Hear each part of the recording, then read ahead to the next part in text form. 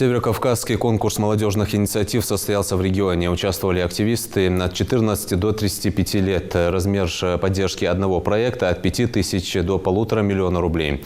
Разыгрываемый суммарный грантовый фонд составил больше 6 миллионов рублей. Проекты участников охватывают самые разные сферы жизни, начиная от спорта и заканчивая экологией.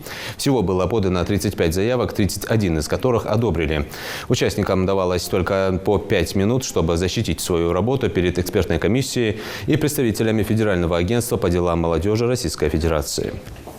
Он проходит во всех субъектах Северного Кавказа, то есть одновременно сегодня начали работать эксперты во всех 7 субъектах. Сотрудники комитета выезжали в образовательные учреждения, рассказывали молодежи о такой возможности, о том, что идет прием заявок.